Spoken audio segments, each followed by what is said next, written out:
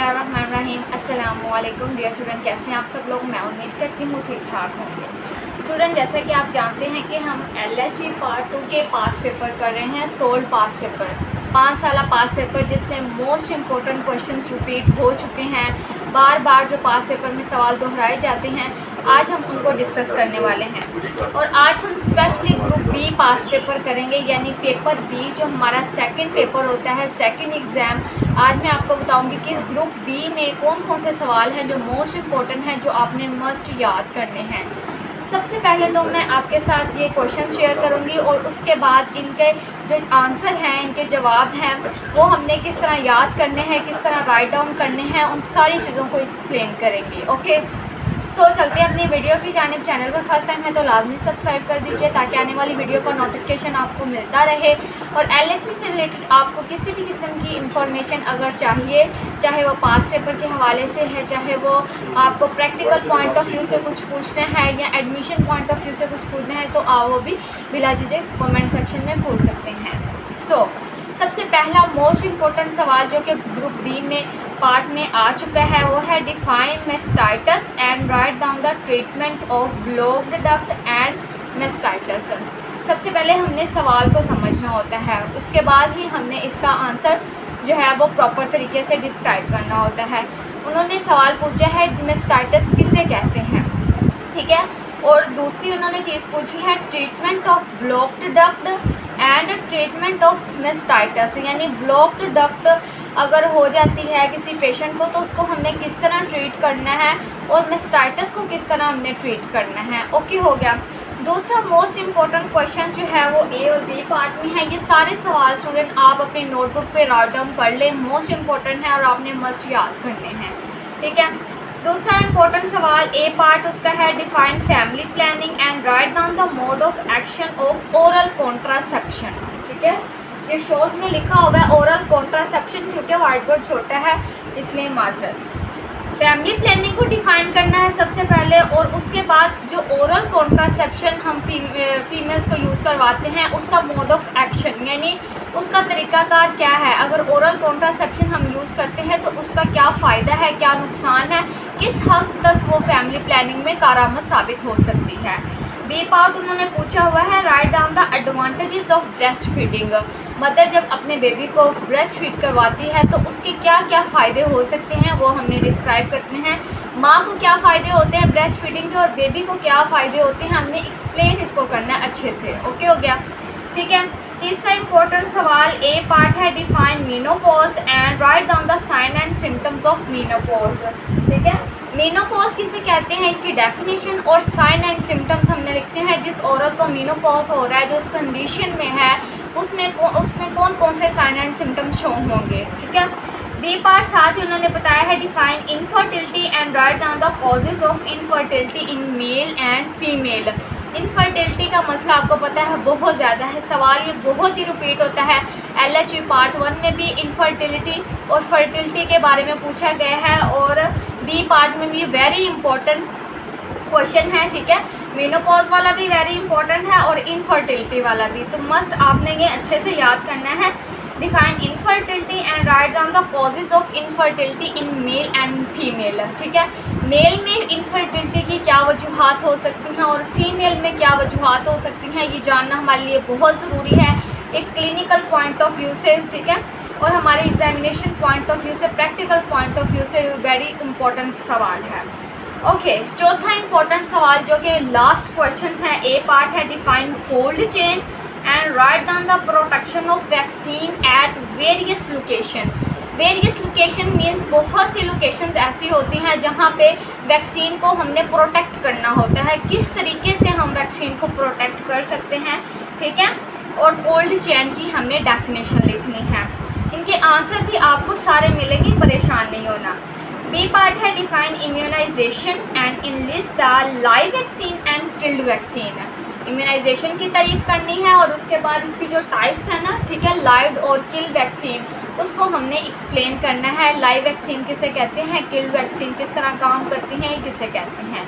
Okay, चलते हैं इनके आंसर की तरफ। सबसे पहले हम फर्स्ट क्वेश्चन को सॉल्व आउट करेंगे। What is mastitis. Mastitis is the inflammation of breast that can lead to infection. Okay.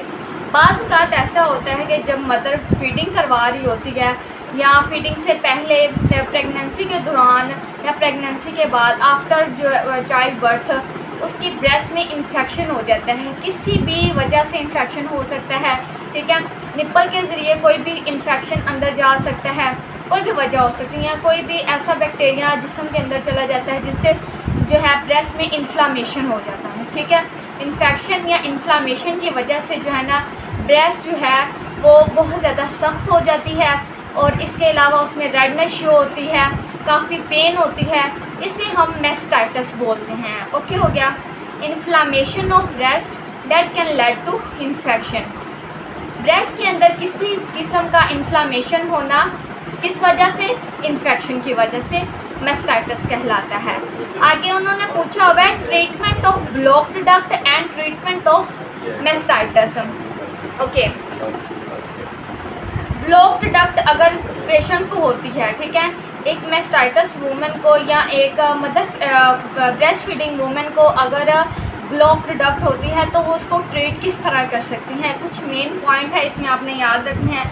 सबसे पहले तो है फ्रीक्वेंट ब्रेस्ट फीडिंग और पंपिंग, ठीक है। अगर वो अपने बच्चे को फीड करवा रही है तो फ्रीक्वेंटली फीड करवाए, यानी इक्वल इंटरवल ऑफ टाइम में उसको फीडिंग दे, ठीक है। सबसे पहला ट्रीटमेंट तो ये हम करवाएंगे, पेशेंट को ये सजेस्ट करेंगे। इसके अलावा है हीट थेरापी या वार्म थेरापी। वार्म शावर लें, ठीक है, उसको अपनी ब्रेस्ट को अच्छे से गर्म पानी के साथ वॉश करें, हीट थेरापी दे। इसके अलावा मसाज है, ठीक है, ऑयल से मसाज कर सकती हैं या जो है किसी भी ऑयल से आप जो है ना मसाज कर सकते हैं। इससे ब्लॉक्ड डक्ट जो है ना वो ठीक हो जाएगी, ठीक है। इसके अलावा है एम्प्टिंग द ब्रेस्ट कम्प्लीटली। आपने ये ख्याल रखना है, पेशेंट को ये सजेस्ट करना है कि आपने अपनी ब्रेस्ट को जो है ना कम्प्लीटली एम्प्टी रखना है, खाली रखना है। इसमें मिल्क इकट्ठा नहीं होने दें। जैसे जैसे मिल्क इकट्ठा होगा तभी जो इन्फेक्शन के चांसेस बढ़ जाएंगे और डक्ट जो है वो ब्लॉक हो जाएगी। ब्लॉक डक्ट होगी तो जाहिर सी बात है वो पेन करेगी, ठीक हो गया। फिर है rest and self care. Patient को एडवाइस करना है कि आपने ज़्यादा से ज़्यादा आराम करना है और सेल्फ केयर साथ साथ करनी है, ठीक हो गया। ये हो गया treatment of block duct. Okay, अब हमने देखना है ट्रीटमेंट ऑफ मेस्टाइटिस। मेस्टाइटिस इस पेशेंट को है, मेस्टाइटिस में तो इन्फेक्शन है, ठीक है, इन्फेक्शन की वजह से मेस्टाइटिस होगा तो इसमें हम एंटीबायोटिक्स देंगे, ठीक है, पेन रिलीफ देंगे, मेडिसिन वगैरह लगाएंगे, ठीक है। इसके अलावा ब्रेस्ट फीडिंग का उसको मशवरा देंगे कि आपने कॉन्टिन्यूसली और फ्रीक्वेंटली ब्रेस्ट फीडिंग करवानी है, ठीक है। Rest and hydration. पानी का जो लेवल है ना जिस्म के अंदर, ये होना बहुत ज़रूरी है, अच्छा लेवल होना बहुत ज़रूरी है। रेस्ट एक हद तक और इसके अलावा हाइड्रेशन बॉडी में इसका लेवल होना बहुत ज़रूरी है, ठीक है। इसके बाद आता है फॉलो अप केयर, यानी पेशेंट को आपने मेस्टाइटिस वाले पेशेंट को एंटीबायोटिक्स या ये जो पेन रिलीफ है इसके बाद आपने फॉलो अप पे रखना है, ये नहीं प्रॉपर ट्रीटमेंट उसको देना है, ठीक हो गया। ब्रेस्ट केयर एंड प्रिवेंशन, ठीक है। ब्रेस्ट केयर में ब्रेस्ट की हाइजीन प्रॉपर अच्छे तरीके से उसकी क्लोथिंग वगैरह का ख्याल रखना है, कोई भी जर्म्स वगैरह एंटर ना हो, उसको वार्म शावर देना है, ठीक है। और इसके अलावा प्रॉपर रेस्ट है, फॉलो अप पे रखना है। ये सारी चीज़ें जो है ना ब्रेस्ट केयर और प्रिवेंशन में आती हैं। दूसरा सवाल जो मोस्ट इम्पॉर्टेंट है, a part define family planning and write down the mode of action of oral contraception. Okay, family planning की सबसे पहले डेफिनेशन करेंगे। What is family planning? Family planning is the choosing the number of children and gap between their birth.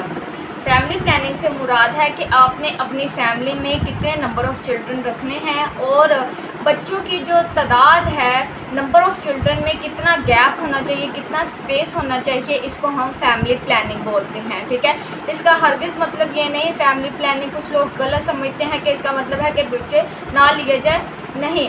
ऐसा नहीं है बिल्कुल। Society के हिसाब से, अपनी फैमिली के हिसाब से कितने हमारे फैमिली मेम्बर होने चाहिए, ये मदर और फादर जो है ना डिसाइड करते हैं कि हमने इतने बच्चे लेने हैं और बच्चों के दरमियान इतना गैप रखना है, ठीक है। तो इसको हम फैमिली प्लानिंग बोलते हैं। अब जो फैमिली प्लानिंग में हम ओरल कॉन्ट्रासेप्शन यूज़ करवाते हैं, काफ़ी मेथड है, बैरियर्स जिसको हम कॉन्ट्रासेप्शंस बोलते हैं, ठीक है। इसमें से एक ओरल कॉन्ट्रासेप्शन है जिसे हम पिल्स बोलते हैं। कुछ गोलियां होती हैं ओरल कॉन्ट्रासेप्टिव्स जो कि फैमिली प्लानिंग में हेल्प आउट करती हैं। तो उसका मोड ऑफ एक्शन क्या है, ठीक है। पिल्स किस तरह बर्थ कंट्रोल में हेल्प आउट करती हैं। ओके जी, सबसे पहले तो इनहिबिशन ऑफ ओवुलेशन। जब हम पिल्स यूज़ करते हैं कॉन्ट्रासेप्टिव्स, ओरल कॉन्ट्रासेप्टिव जो हैं, सबसे पहले तो ओवुलेशन को रोकती है, ठीक है। ओवुलेशन नहीं होंगे तो अंडे नहीं बनेंगे, अंडे नहीं बनेंगे तो फर्टिलाइजेशन नहीं होगी। इनहिबिशन ऑफ ओवुलेशन, ये एक सबसे पहला पॉइंट है। दूसरा है thickening of cervical mucus. Cervix जो हमारी वॉल होती है, यूट्रस की जो वॉल है, सर्विक्स, ठीक है, एंडोमेट्रियम लाइनिंग, उसको जो है वो थिक कर देती है, मोटा कर देती है, ठीक है, जिसकी वजह से प्रेगनेंसी होने के चांसेस कम हो जाते हैं। फिर आ जाता है चेंज इन एंडोमेट्रियम लाइनिंग। हमें पता है यूट्रस की 3 लाइनें हैं, ठीक है, 3 लेयर्स हैं, एंडोमेट्रियम, मायोमेट्रियम, पेरीमेट्रियम। एंडोमेट्रियम जो सबसे लास्ट वाली लेयर है ना, उसकी जो लाइनिंग है वो चेंज हो जाती है, जिसकी वजह से वहाँ पे जो है बेबी इम्प्लांट नहीं हो पाता, ठीक है, प्रेगनेंसी नहीं हो पाती। फिर आ जाता है inhibitions of Fallopian tube mortality. Okay, uterus, ये जो हमारी यूट्रस है इसके आगे ही फलोपियन ट्यूब है। ये फलोपियन ट्यूब जो है ना, इसकी मोर्टेलिटी मीन्स इसमें जो मूवमेंट होती है ना स्पर्म की, वो चेंज हो जाती हैं। Inhibitions of Fallopian tube mortality, Fallopian tube में जो स्पर्म की मोर्टेलिटी है ना, वो इनहिबिट हो जाती है, वो रुक जाती है, स्टॉप आउट हो जाती है, जिसकी वजह से स्पर्म जो एग तक नहीं पहुंच पाता, तो फर्टिलिटी नहीं होती, ठीक है। इसके बाद आता है सुप्रेशन ऑफ गोनाडोट्रोपिन रिलीजिंग हार्मोन। हमें पता है गोनाडोट्रोपिन रिलीजिंग हार्मोन प्रेगनेंसी में अहम किरदार अदा करता है। तो इसकी जो है ना प्रोडक्शन, इसका जो इंक्रीजिंग लेवल जो है ना वो डाउन हो जाता है, डिप्रेस हो जाता है, सुप्रेस हो जाता है, कम हो जाता है, जिसकी वजह से प्रेगनेंसी नहीं हो पाती। ओके नाउ स्टूडेंट, अब इसका बी पार्ट हम करेंगे, एडवांटेजेस ऑफ ब्रेस्ट फीडिंग, ठीक है। एडवांटेजेस ऑफ ब्रेस्ट फीडिंग, सबसे पहले तो ब्रेस्ट फीडिंग की डेफिनेशन प्रॉपर करेंगे, उसके बाद उसके एडवांटेजेस लिखेंगे। Breast feeding is a natural process of feeding a baby, ठीक है। ये कुदरती प्रोसेस है जिसमें हम बेबी को फीड करवाते हैं with milk produced by the mother breast, with milk produced by the mother breast, mother की ब्रेस्ट से मिल्क प्रोड्यूस होता है जो कि बेबी फीड करता है। इस नेचुरल प्रोसेस को हम ब्रेस्ट फीडिंग बोलते हैं, ठीक है। अब benefits of baby and benefits for mother, ये अब हमने डिस्कस करने हैं। बच्चे के लिए ब्रेस्ट फीडिंग के क्या क्या फ़ायदे हो सकते हैं, इसमें आ जाता है सबसे पहला point, reduce the risk of illness. बच्चा जल्दी बीमार नहीं होता, जो बच्चा माँ का दूध पीता है वो जल्दी बीमार नहीं होते, उनकी इम्यूनिटी स्ट्रॉन्ग होती है, ठीक है। दूसरा पॉइंट है इम्प्रूव द ब्रेन डेवलपमेंट, बच्चे की जो दिमागी सलाहियत है ना वो इम्प्रूव होती है ब्रेस्ट फीडिंग से, ठीक है। ब्रेस्ट फीडिंग का देखिए कितना अच्छा फ़ायदा है कि बच्चे की जो ब्रेन डेवलपमेंट है ना वो इम्प्रूव होती है, ठीक है। फिर आ जाता है reduce the risk of obesity, जो बच्चा माँ का दूध पीता है ना वो आप देखेंगे कि वो ज़्यादा ओबेसिटी वाला नहीं होगा, वो ज़्यादा मोटा नहीं होगा, ठीक है। उसकी जिस्मात स्ट्रॉन्ग होगी, वो पतला होगा, इतना पतला भी नहीं होगा, यानी सॉलिड होगा, ज़्यादा मोटा नहीं होगा, ठीक है। Reduce the risk of SIDS, ठीक है, sudden infant death syndrome, means जो बच्चा माँ का दूध पीता है उसको अचानक से जो है ना मौत से 2-4 नहीं होना पड़ता, यानी अक्सर ऐसा होता है कि अचानक जो बच्चे डेथ कर जाते हैं ना उनकी वजह मेन यही होती है कि वो माँ का दूध नहीं पीते, उनमें इम्यूनिटी की कमी होती है। बाज़ औक़ात ऐसा होता है बच्चों को कोई डायरिया होता है, फीवर होता है, उसके बाद जो है ना वो डेथ की तरफ जाते हैं। तो जो माँ का दूध बच्चे पीते हैं ना तो वो सडन इन्फेंट डेथ सिंड्रोम से बच जाते हैं, ठीक है। अब मदर के लिए जो ब्रेस्ट फीडिंग के क्या फ़ायदे हैं, इसमें सबसे पहला फ़ायदा है वेट लॉस। प्रेगनेंसी में हमें पता है कि काफ़ी ज़्यादा मदर का वेट गेन होता है, ठीक है, तकरीबन 10 kg। तो ब्रेस्ट फीडिंग से उसका वेट कम होगा। Reduce the risk of postpartum depression. Postpartum depression जिसे हम प्यूपेरियम का पीरियड बोलते हैं, 40 दिन का जो पीरियड होता है उसमें डिप्रेशन में अगर औरत के जानने के चांसेस ज़्यादा होते हैं, ठीक है, क्योंकि काफ़ी ज़्यादा जो है ब्लड लॉस हो रहा होता है, दूसरा बेबी को फीड करना, उसको केयर आउट करना है, तो डिप्रेशन में औरत चली जाती है। लेकिन जब वो ब्रेस्ट फीड कराती है नेचुरली तौर पे उसका जो है डिप्रेशन का लेवल है ना वो कम हो जाता है, ठीक है। तीसरा पॉइंट है reduce the risk of breast and ovarian cancer. जो माँ अपने बच्चे को दूध पिलाती हैं उसमें ब्रेस्ट कैंसर और ओवरीज के कैंसर होने के चांसेस कम होते हैं, ठीक है। चौथा पॉइंट है stronger the emotional bond with baby. जाहिर सी बात है माँ अपने बच्चे को दूध पिला रही है तो उसमें बॉन्डिंग जो है ना, बॉन्डिंग कनेक्शन, उसमें लव कनेक्शन जो है ना वो ऑटोमेटिकली ज़्यादा हो जाएगा एज़ कम्पेयर टू आर्टिफिशियल और बॉटल फीड। ठीक हो गया, ये सवाल भी हमारा कंप्लीट हो गया। अब हमारा तीसरा क्वेश्चन ए और बी पार्ट हम करेंगे menopause and sign and symptoms of menopause. Very important, part 1 वाले स्टूडेंट भी सवाल कर सकते हैं यही और पार्ट 2 वाले भी, ठीक है। What is menopause? Menopause is a natural biological process that mark the end of woman menstrual cycle and reproductive years. Menopause student ये प्रैक्टिकल में भी मेरे से पूछा गया था, व्हाट इज़ मेनोपॉज, इसका आपको पता होना बहुत ज़रूरी है। मेनोपॉज एक नेचुरल एंडिंग होती है मेंस्ट्रुअल साइकिल की। हमें पता है जैसे ही लड़की जवान होती है उसको मेंसेस आते हैं और जैसे ही वो थोड़ी उसकी एज 40 to 45 ईयर होती है, 35-40 तक, तो वो मेंसेस का जो अमल है ना वो स्टॉप होने लग जाता है। ये कुदरती तौर पे, क्योंकि बच्चे वगैरह जो है ना वो फर्टिलिटी वगैरह होना स्टॉप हो जाती है, तो उस वजह से जो है वो मेंसेस का अमल भी बंद हो जाता है, जिसे हम मेनोपॉज कहते हैं इस टर्म को, ठीक है। नेचुरल एंडिंग है that mark the end of women's menstrual cycle and reproductive years. Reproductive years वो दौरानिया होता है जिसमें औरत जो है माँ बनती है, बच्चा लेती है, ठीक है। और मेंस्ट्रुअल साइकिल का जो एंड है ना इसको हम मेनोपॉज बोलते हैं और ये कब होता है 45 to 55 ईयर की उम्र में ये अमल हो जाता है कंप्लीट, ठीक है। अब जिस औरत को मेनोपॉज है उसमें कौन कौन से साइन एंड सिम्टम्स शो होंगे। सबसे पहले है इनरेगुलर मेंस्ट्रुअल साइकिल, उसको जो है ना महीने बाद मेंसेस नहीं आएंगे, यानी इनरेगुलर, कभी पहले आ जाएंगे कभी महीने के बाद में आ जाएंगे, इनरेगुलरिटी आ जाएगी। दूसरा point hot flashes and night sweating, ठीक है, रात के वक्त उसको ज़्यादा पसीना आएगा और इसके अलावा उसको हॉट फ्लैशेज यानी मुंह पे ऐसे जैसे कोई गर्माइश निकल रही है, आँखों से गर्माइश निकल रही है, ठीक है, हॉट फ्लैशेज होंगे। इसके बाद आ जाता है वजाइनल ड्राइनेस एंड डिस्कम्फर्ट, ठीक है। वजाइना जो है उसमें जो लुब्रिकेशन होती है या जिसे हम लिकोरिया वगैरह बोलते हैं वो ड्राई हो जाएगी और कम हो जाएगा लिकोरिया वगैरह, और डिस्कम्फर्ट वो फील करेगी, ठीक है। Mood swing and emotional change, इसके अलावा जो मेनोपॉज में औरत जा रही होती है ना यानी इस एज में उसका इमोशंस बहुत ज़्यादा चेंज होंगे, ठीक है। मूड स्विंग्स होगा, कभी वो बहुत ज़्यादा खुश हो जाएगी, कभी बहुत ज़्यादा गमगीन होगी, मूड में वेरिएशन होगी, मूड चेंज होंगे, ठीक है। फिर आ जाता है स्लीप डिस्टर्बेंस, सोने में प्रॉब्लम होगी, यानी कभी नींद नहीं आएगी, कभी वो आराम से सो जाएगी, स्लीपिंग में डिस्टर्बेंस होगी, ठीक है। Fatigue and decrease the energy, उसकी जो एनर्जी है ना वो भी वक्त के साथ साथ जो है ना मेनोपॉज वाली औरत के साथ साथ एज भी है, ठीक है, तो इसके वजह से जो है ना एनर्जी भी कम होगी और वो थकन का शिकार होगी। जब वो इतनी ज़्यादा प्रॉब्लम फेस करेगी तो वो थकावट तो उसको होगी, नींद नहीं सही से पूरी होगी, डिस्कम्फर्ट फील कर रही है, वजाइना ड्राइनेस है, ठीक है। चेंज इन लिबिडो, ठीक है, लिबिडो जो है ना मीन्स जो एस्ट्रोजन लेवल है ना इसमें और सेक्सुअल डिज़ायर जो होती है ना ये कम हो जाती है, ये डिक्रीज़ हो जाती है, ठीक है।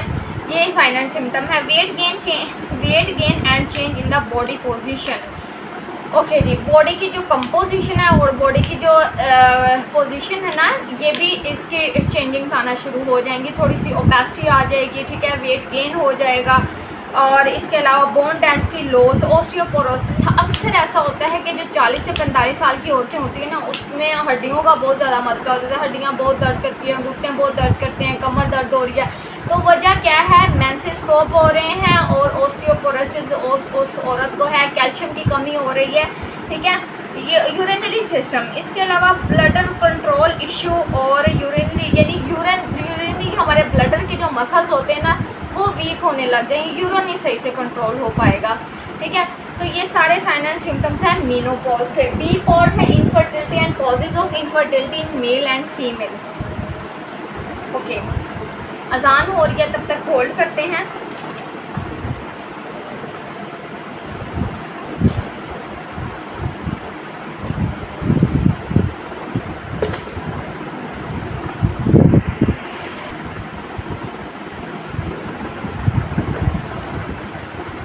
इनफर्टिलिटी की सबसे पहले डेफिनेशन करेंगे हम student. Infertility is defined as not being able to get pregnant conceive after 1 year of or longer of unprotected sex. देखें, अगर एक कपल जो है वो 1 साल तक अनप्रोटेक्टेड सेक्स करते हैं, मीन्स अनप्रोटेक्टेड सेक्स यानी वो सेक्स इस तरह करते हैं कि उनको बेबी कंसीव हो, ठीक है। अनप्रोटेक्टेड सेक्स करते हैं यानी कोई भी प्रोटेक्शन उसमें नहीं होती, ठीक है। वो चाहते हैं कि बेबी कंसीव हो लेकिन नहीं हो पाता, तो उसे हम इनफर्टिलिटी बोलेंगे, ठीक है। Infertility is defined as not being able to get pregnant conceive after 1 year or longer, यानी 1 साल या 1 से ज़्यादा साल अरसे तक अगर वो अनप्रोटेक्टेड सेक्स करते हैं और फिर भी उनको बेबी नहीं होता तो उसे हम इनफर्टिलिटी बोलेंगे, ठीक है। अब मेल और फीमेल में इनफर्टिलिटी की क्या कॉजेज़ हो सकती हैं, इसको हमने डिस्क्राइब करना है। सबसे पहले हम causes of infertility in male देखेंगे, ठीक है। इसमें सबसे पहला पॉइंट है लो स्पर्म काउंट, जिसे हम ओलिगोस्पर्मिया कहते हैं, स्पर्मिया, ठीक है। ओलिगोस्पर्मिया बोलते हैं, ये आप एमसीक्यूज के तौर पे भी याद रखें। लो स्पर्म काउंट, अगर स्पर्म का काउंट जो है वो लो है यानी तादाद कम है स्पर्म की, तब भी जो फर्टिलिटी नहीं होगी, प्रेगनेंसी नहीं होगी। दूसरा point, poor sperm quality, abnormal morphology and mortality, अगर स्पर्म की शेप, स्पर्म का साइज़ और स्पर्म के अंदर होने वाले जो फंक्शंस हैं अगर वो ठीक नहीं है, ठीक है, क्वालिटी स्पर्म की ठीक नहीं है, वेल क्वालिटी नहीं है, तो प्रेगनेंसी नहीं होगी, ठीक है। दूसरा पॉइंट हो गया। तीसरा पॉइंट क्या है जी स्टूडेंट? तीसरा पॉइंट है इरेक्टाइल डिसफंक्शन, ठीक है। इरेक्टाइल मीन्स पेनिस का इरेक्टाइल होना बहुत ज़रूरी है ताकि स्पर्म जो है एग्जैक्ट अपने टारगेट पोजीशन तक जा सके, अंडे के साथ मिले, ठीक है। अगर वो इरेक्टाइल पावर कम है या ख़राब है, ठीक है, इरेक्टाइल नहीं हो रहा पेनिस, तो इसका मतलब है कि आपको प्रेगनेंसी नहीं होगी। आप ये प्रॉब्लम पहले ठीक करें, उसके बाद जो है प्रेगनेंसी होगी, ठीक है। फिर आ जाता है obstructions of reproductive tract. Reproductive tract जिस तरह मेल का है उसी तरह फीमेल का है, ठीक है। मीन स्ट्रक्चर डिफरेंट है दोनों। रिप्रोडक्टिव सिस्टम का तो आपको पता है ना कि इसमें पेनिस है और टेस्टिस हैं, ये सारी चीज़ें। अगर इसमें कोई भी ऑब्स्ट्रक्शन आ जाती है, ऑब्स्ट्रक्शन मीन कोई सी रुकावट आ जाती है किसी डक्ट में या कोई भी प्रॉब्लम हो सकता है, ठीक है, या इन्फेक्शन है, उसकी वजह से भी प्रेगनेंसी नहीं होगी, ठीक है। तो इसमें इसके अलावा आ जाता है हार्मोनल इम्बैलेंस। अगर फॉलिकल स्टिमुलेटिंग हार्मोन्स जो कि फॉलिकल बनाते हैं और ल्यूटिनाइजिंग हार्मोन्स, टेस्टोस्टेरोन हार्मोन्स, इनका लेवल जो है इम्बैलेंस है, तब भी प्रेगनेंसी नहीं होगी, ठीक है। अब हम फीमेल में कॉजेज़ ऑफ इनफर्टिलिटी देखते हैं कि फीमेल में किस वजह से प्रेगनेंसी नहीं होती। इसमें सबसे पहले आ जाता है ओवरियन डिसऑर्डर, ठीक है। ओवरीज में कोई ना कोई मसला होगा, फलोपियन ट्यूब में मसला हो सकता है, यूट्रस में कोई मसला हो सकता है, क्यों नहीं प्रेगनेंसी हो रही, यूट्रस की वॉल्स कैसी हैं, ठीक है। ये सारी चीज़ें जो है ना उसमें देखना पड़ती हैं, ठीक है। Fallopian tube disorder. फिर है एंडोमेट्राइसिस या यूट्राइन एब्नॉर्मलाइज। यूट्राइन एब्नॉर्मलाइज मीन यूट्रस में कोई ना कोई प्रॉब्लम है जिसकी वजह से प्रेगनेंसी नहीं हो रही, ठीक है।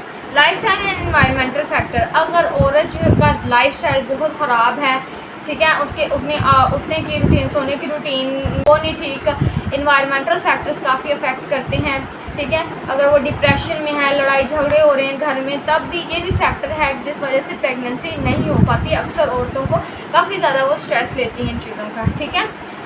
ओके स्टूडेंट्स, यहाँ तक जितने भी आपको क्वेश्चन करवाए गए हैं, अगर आपको किसी चीज़ की समझ नहीं आई तो आप कमेंट सेक्शन में पूछ सकते हैं।